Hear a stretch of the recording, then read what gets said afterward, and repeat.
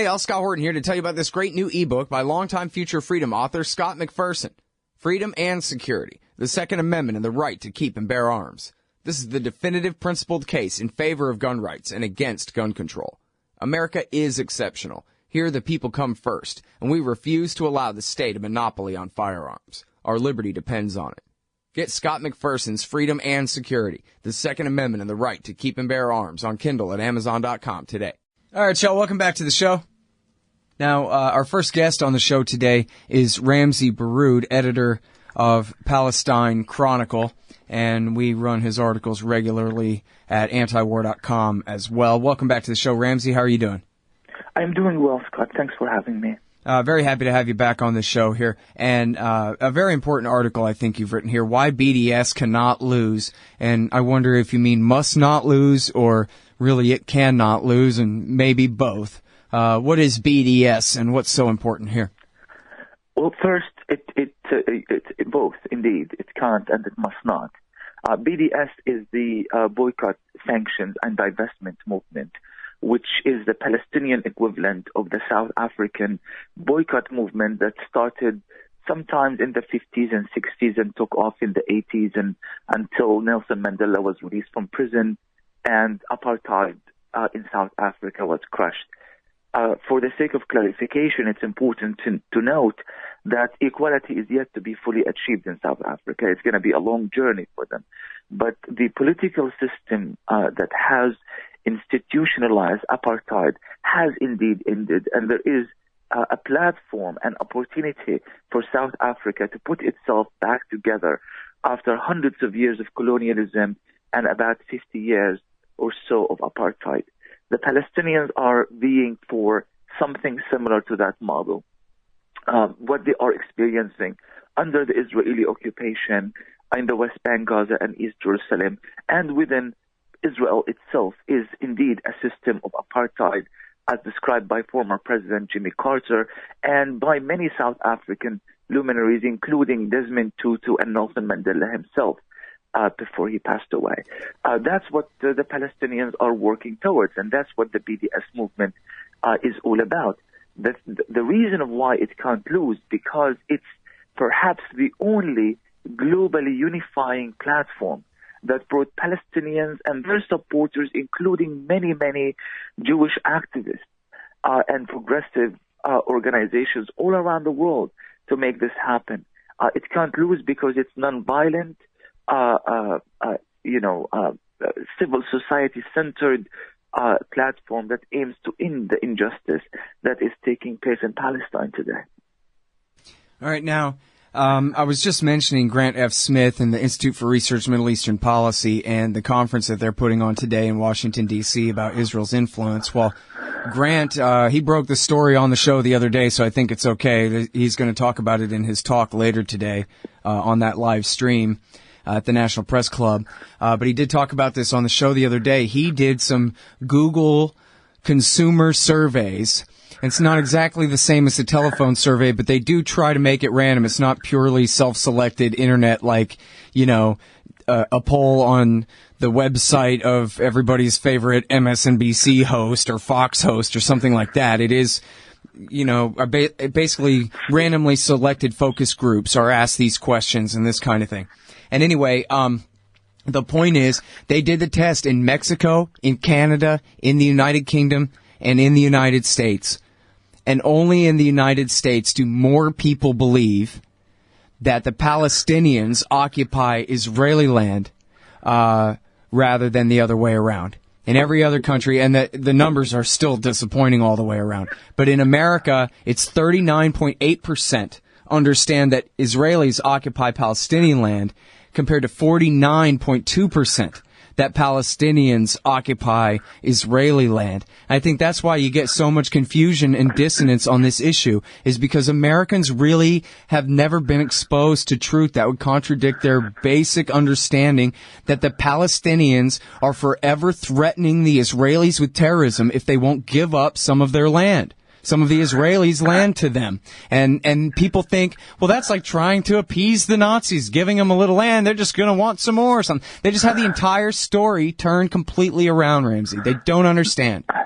This is incredible, Scott, and it's the tragedy of our time that we have been dealing with. I mean, I have been doing this, writing on the Middle East and living in the United States for about 20 years, and I can tell you numerous such stories that make absolutely no sense. We have more news networks in this country than anyone else. I would say more than the rest of the world combined.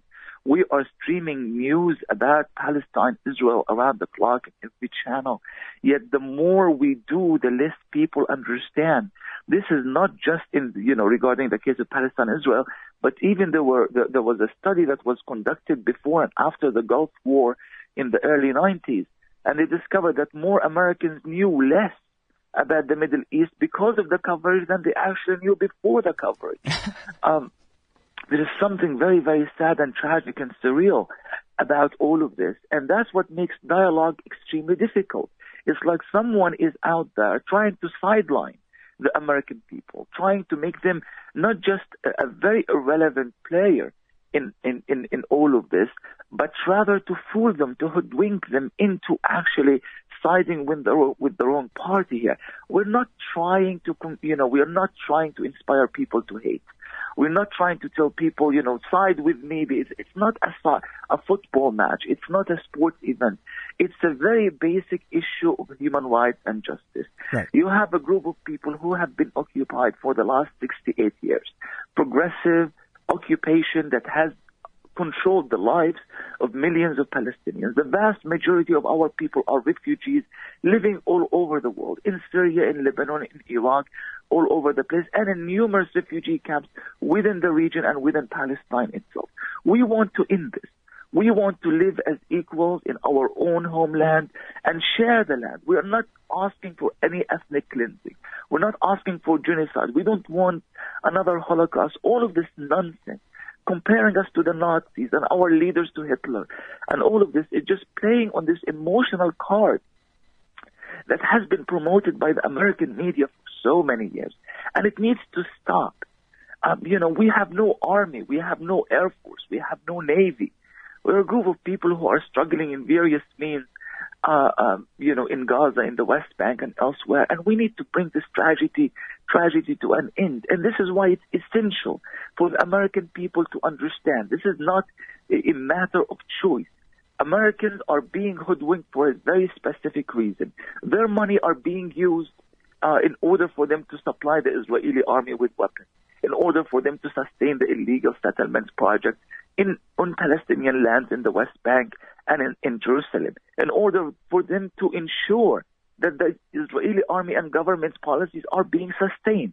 If they understand the reality, they will not stand up for this. They will not support this anymore. This is why ignorance is not a choice at this point, because there's a human life at stake.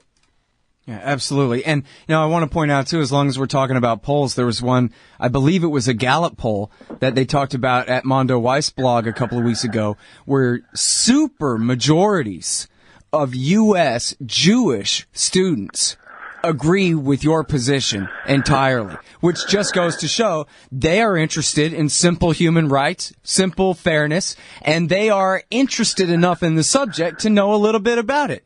So they know who's occupying who in the West Bank, and they won't stand for it. And they won't let Israel claim that it represents them, because it doesn't. That makes perfect sense. This trend of younger Jewish students and Jewish activists has been going on for a while now, and I credit that to the rise of social media and the internet.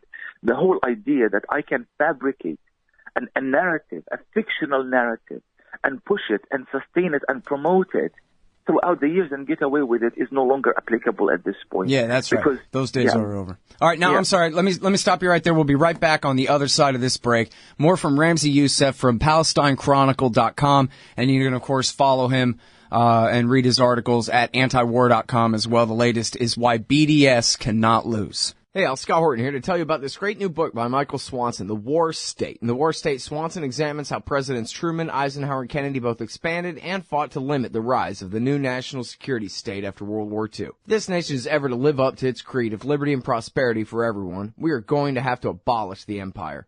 Know your enemy. Get The War State by Michael Swanson. It's available at your local bookstore or at Amazon.com in Kindle or in paperback. Just click the book in the right margin at scotthorton.org or thewarstate.com. Hey, y'all, Scott here. The thing is, I need you guys to help me to get these download numbers up. So do me a favor and sign up for the podcast feeds of this show. You can choose the whole show or just the interviews at iTunes and Stitcher. All the buttons you need are at the top of the right margin at scotthorton.org. The more subscribers I have, the more iTunes and Stitcher will help promote the show to new listeners. If you're a hardcore fan, brand new or from way back, please leave them customer ratings and reviews, too. Trying to get these wars ended. All right, y'all, welcome back. Oh, my God. Ramzy, did I just call you Ramzy Youssef? I'm so sorry, dude. I'm the worst. I swear to God, I'm the worst person in the whole world. You know, Ramzy Youssef was the only Ramzy I knew for so long, except for, who's the old Attorney General? Anyway, but hold on. I just got this groove in my brain where Ramzy is just connected to the wrong last name there, man. Mea culpa. Don't blame yourself. Listen, I got stopped at an airport once over Ramzy Youssef, so don't worry about it. This is that. Oh, man. I don't know what is wrong with my brain. Seriously, that's unforgivable. Thank you. You're very gracious, and I'm very sorry. All right, listen. So, now, wait a minute. There's good news here, sort of, kind of, which is that this whole BDS thing, I don't know. How is BDS doing compared to what you expected when you first heard of it? Well, when we first started BDS, we were really quite unclear on how do we want this movement to what kind of direction, what kind of structure. I was of the opinion at the time, that was early 2000s and mid 2000s. I was of the opinion that the call has to come from Palestinians themselves, partly because I was on tour in South Africa and I met with some former colleagues of Nelson Mandela and other members of the ANC, the African National Congress, who told me that you can't have this elitist movement that comes from universities across Europe and the United States and call it a grassroots Palestinian movement. It doesn't work that way.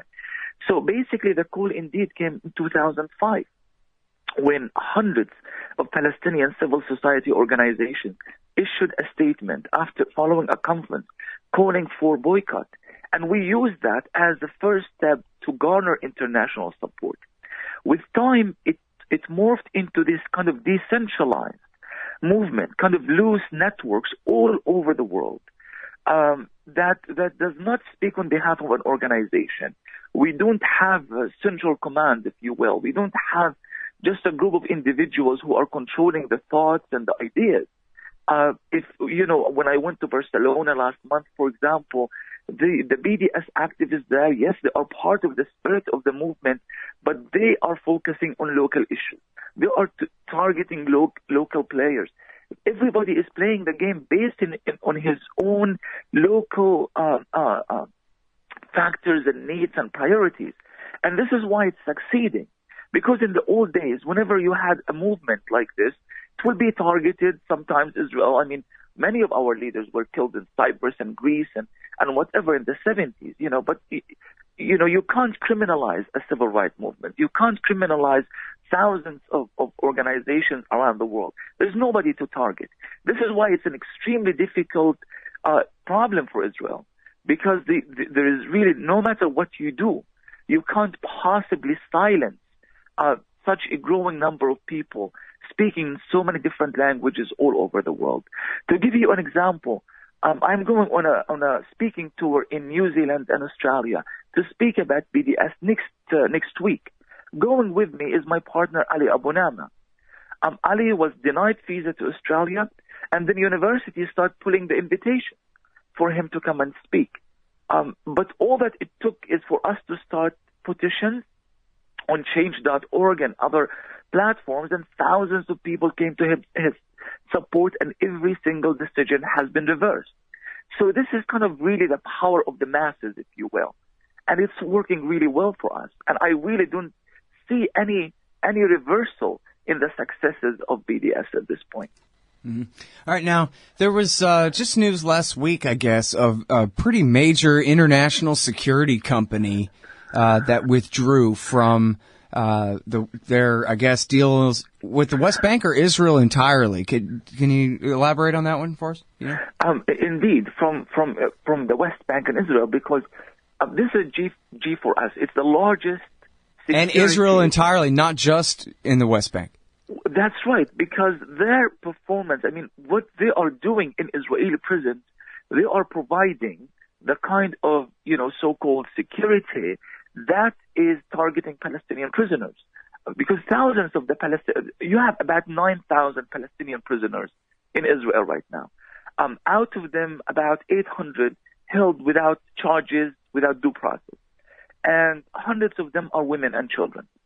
And G4S has been the main provider of the security apparatus that keeps these guys in prison and humiliates them and mistreats them. But this is not just about prisoners. It's also about the hundreds of checkpoints that have been erected by the Israeli occupation and the Israeli military throughout the West Bank and East Jerusalem as well. So G4S has been kind of really is part and parcel of Israel's military and security system. So targeting it in a specific region would have made no sense, because they could have provided that sort of services to the Israeli military in other parts of Israel. So as a result, we have targeted the movement and the company and all of its services. And I would say this is perhaps our greatest achievement in years, because this is a company that is worth billions of dollars, and they have insisted that there can be absolutely no effort that will dissuade them to divest from Israel. That this is a done deal. Don't even worry about Israel. But we kept at them again, small groups throughout the world, picketing, fighting with them, blocking their movement, making their life extremely difficult. And as a result, companies were divesting from G4S. Countries were telling, like for example, the UNESCO in Jordan just recently told G4S, we don't want to work with you anymore because of so they are starting to lose money. This is not about Ramzy Baroud divesting. I have no stocks in G4S. Right. It's about companies and other countries saying, listen, I don't want to be part of this. I don't want to be part of this conflict. I don't want my money invested with you. Even the Bill Gates Foundation divested from them. Wow. So yeah, there you go. And then these kind of successes really build on each other. But now, so what about all the other Ramzy Barouds, all the people who don't necessarily have power and influence, but they want to participate in this? What do they do? Well, that's the beauty of it, because BDS has kind of a place for everyone to get involved. Now, I tell people this is not about not buying Israeli hummus or not buying Israeli dates. Yes, that will have its impact as well. But this is about the conscience. I mean, the fact that you are conscious of your choices, the fact that you are making a moral choice in what you eat and what you buy and what you do, it enlists you as a member of the movement in a way. And it makes you explain to your friends why you are not buying Israeli hummus. You are telling your family why you are not buying this particular Israeli product, why you are not going to Israel for tourism, and so forth and so on. That part of the consciousness, the collective consciousness, I would say, is allowing us to force the debate as part of the mainstream thinking. At one point when we started, Scott, we were not involved in this part, we were not being discussed. There was no dialogue over BDS. Now, even Hillary Clinton is talking about it. She wrote a letter to Hayim Sabah, the powerful Zionist here in this country, telling him that BDS is going to be on top of my priority once I become a president. Thank you very much, Hillary. Let's make this part of the debate at this point, because this is exactly what we wanted from day one. Right. Yeah, and again, back to just that basic misinformation about who's picking the fight with who over there and who is occupying who. That's how to generate this discussion. I mean, how do you get, as you continue to describe it, virtually the entire, at least bottom-up, international community, not the leaders of the states, of course, but so-called civil society all across the world are unanimous about this. It's not because they're all a bunch of anti-Semites. It's because, hey, there's an occupied population going on in the West Bank that they don't get mentioned too much here, and maybe that fact is interesting in itself too. Maybe there's something that people need to look at, and especially when you talk about Bill Gates Foundation this and G4S that, and these, big and powerful interests beginning to feel the heat and providing an example to others that, man, you might want to go ahead and look out for your own interests at this point too.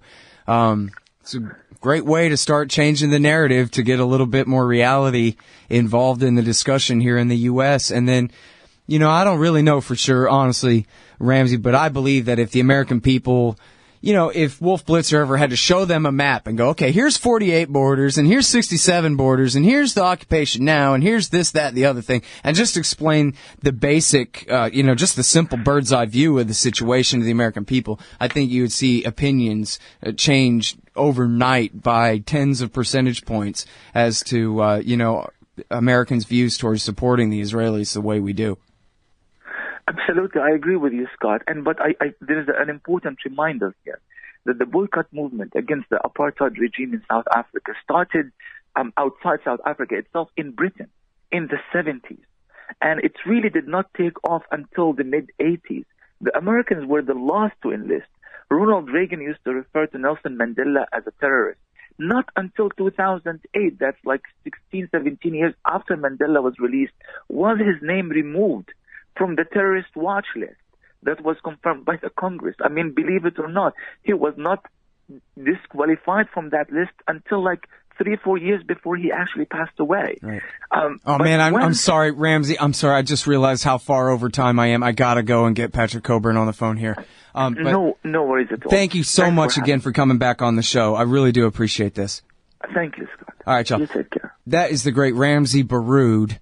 You can find him. I'm so sorry about that, too. Jeez, I'm such a heel. It's unreal. Why BDS cannot lose. Hey, y'all, Scott Horton here for WallStreetWindow.com. Mike Swanson knows his stuff. He made a killing running his own hedge fund and always gets out of the stock market before the government-generated bubbles pop, which is, by the way, what he's doing right now, selling all his stocks and betting on gold and commodities. Sign up at WallStreetWindow.com and get real-time updates from Mike on all his market moves. It's hard to know how to protect your savings and earn a good return in an economy like this. Mike Swanson can help. Follow along on paper and see for yourself. WallStreetWindow.com. You hate government? One of them libertarian types? Or maybe you just can't stand the president, gun grabbers, or warmongers. Me too. That's why I invented LibertyStickers.com. Well, Rick owns it now, and I didn't make up all of them, but still, if you're driving around and want to tell everyone else how wrong their politics are, there's only one place to go. LibertyStickers.com has got your bumper covered. Left, right, libertarian, empire, police, state, founders quote, central banking. Yes, bumper stickers about central banking. Lots of them. And, well, everything that matters. LibertyStickers.com. Everyone else's stickers suck. Hey, I'll check out the audiobook of Lew Rockwell's Fascism versus Capitalism, narrated by me, Scott Horton, at audible.com. It's a great collection of his essays and speeches on the important tradition of liberty. From medieval history to the Ron Paul Revolution, Rockwell blasts our statist enemies, profiles our greatest libertarian heroes, and prescribes the path forward in the battle against Leviathan. Fascism versus Capitalism by Lew Rockwell for audiobook. Find it at Audible, Amazon, iTunes, or just click in the right margin of my website at scotthorton.org.